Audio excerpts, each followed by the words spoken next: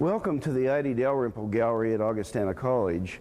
This presentation will deal with display and installation of an exhibit for our Museum Studies class. The current exhibit is entitled Oracles and Divination, Segue to the Supernatural. It will take us into a look at the powerful images created in various parts of Central and West Central Africa as part of bringing the spirits to life on earth in the vitality of the carvings and masking that was produced. But the real process here is to look at how, from the beginning of the inception of an exhibit, one proceeds through the phases of gathering together the research background on an exhibit and begins to seek out the imaging that you'll need, as well as looking at creating a set of different background props that will be used, selecting the particular materials that you need to enhance the exhibit as you proceed through it. So please come in and we'll walk through the exhibit and talk about the various stages as we prepared this exhibition.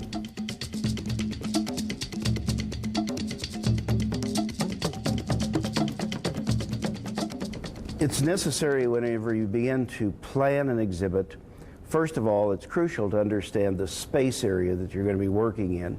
In the case of the ID Dalrymple Gallery, the high ceilings and the carpeted walls help us to arrange artifacts, and yet at the same time, the space is somewhat cavernous if you have smaller pieces, smaller sculptural pieces and masks. So the consideration would be how you can take up a portion of that space to draw the visitor in and create the sense of the type of setting that you would have in the tribal regions where this art is produced.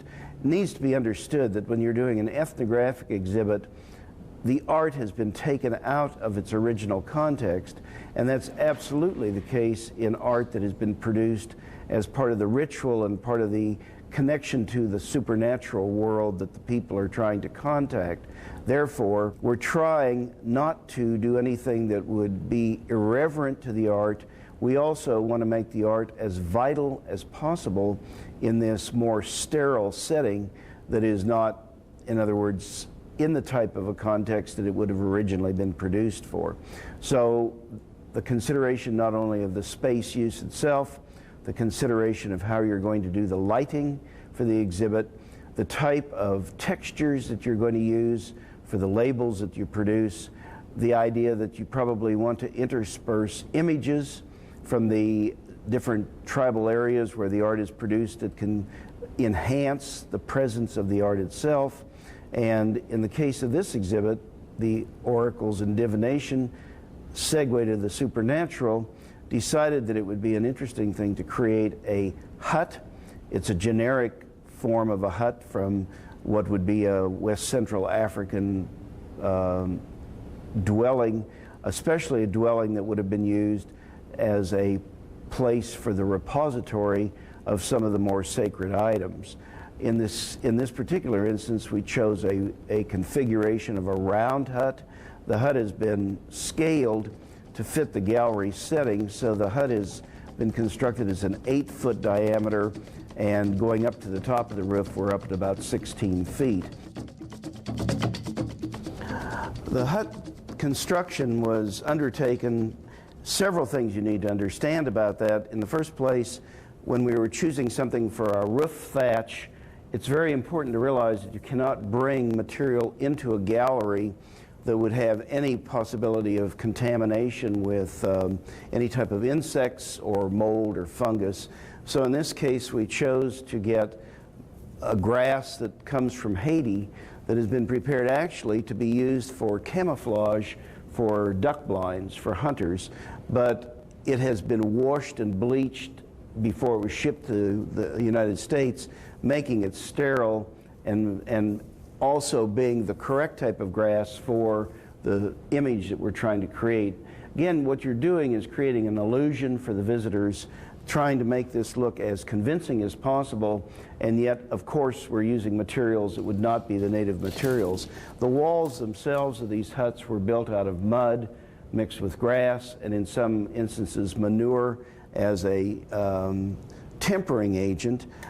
Again, we couldn't use those materials here in the gallery, so instead we chose to use panels that are 1/8-inch plywood, and then mixed a combination of sheetrock mud, concrete dye, and grass together to create what we then mudded onto the walls by just rubbing it on with our hands, which again, the timber that goes with that, part of it we cut a series of trees, part of it we were using 4x4s that we had carved the edges of to round and then painted. Again, what needs to be stressed here is that we're working in a gallery situation, so we are responsible for protecting the integrity of the gallery. Therefore, whenever any of these kind of activities are being undertaken in construction and so on, of course we have tarps all over the floors here, and we're trying to make sure that we do nothing that will in any way mar the floors. In setting this up, the hut itself, the wood base, which is 3/4-inch plywood, has been overlaid on a foam cushion to again protect the flooring. Whenever we were thinking about how we were going to create the floor interior of the hut for folks to be able to walk in, realizing that you really couldn't use this sheetrock mud because it's rather brittle and it would break down when people walked over it. So instead what we did was we chose to use a quickcrete, in other words a Portland cement mix with cement dye in it again, to smear over the wood surface of the floor to again create the earthen floor situation that was part of the interior of these huts. As far as the art then that we've placed in the hut, we selected a couple of statuary pieces that are from the Seque tribe.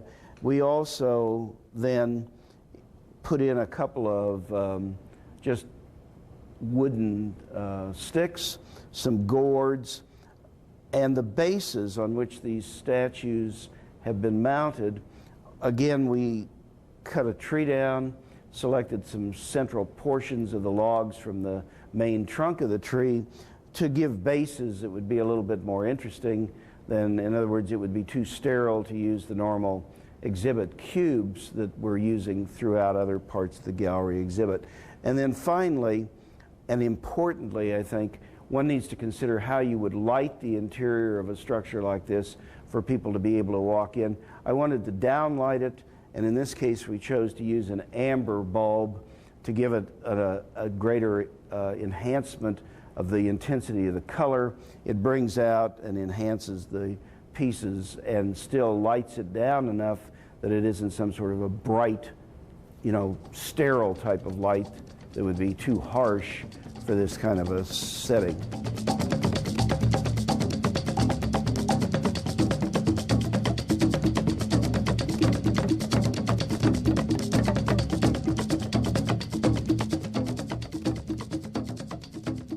In doing the research and selecting the images that we would enlarge for this exhibit, one of the images that I thought would be important, since we were going to have a hut as part of our central theme in the exhibit area, would be to actually display one of the images of a spirit hut of the Seque people. And again, it's something that if this was going to be an exhibit that would be a long-term exhibit where you would have maybe a year or more for the exhibit to be in place, you might well undertake a much more specific replica of a piece like this, which certainly could be replicated, but it would be something that would take many, many more hours of effort. The hut that is in the exhibit right now has about 100 person-hours in its construction. A hut of this type, if you were going to replicate it, would probably have 500 or 600 hours. So again, it's a scale of economy, but it's also something that in using these enlarged photo images, it gives us an opportunity to cause the pieces themselves to be exhibited more or less within a setting that begins to make their presence understandable to the visitor.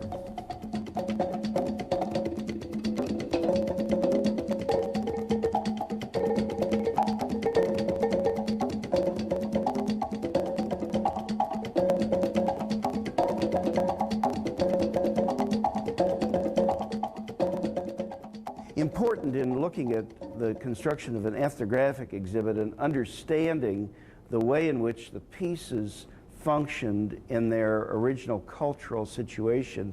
One needs to realize that the masks and the carved statuary, again, were representations of the spirit world.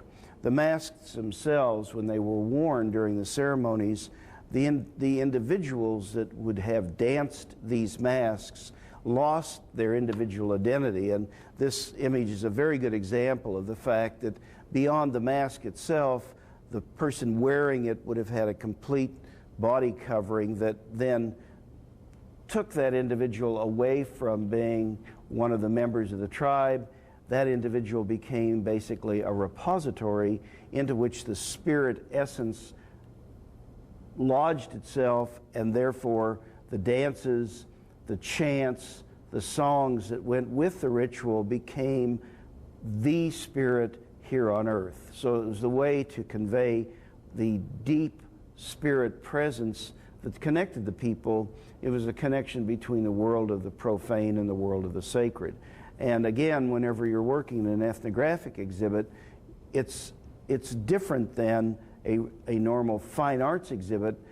That's in no way to indicate that the pieces themselves lack any of the finesse, quality, or power of artistic pieces. It's only to indicate that these pieces were made within a very, very tight set of parameters. As they were created, they had to be correct. It wasn't, were they more beautiful, were they finished one way or another. It was that ultimately the image had to be the correct image to convey the power of the presence of the supernatural.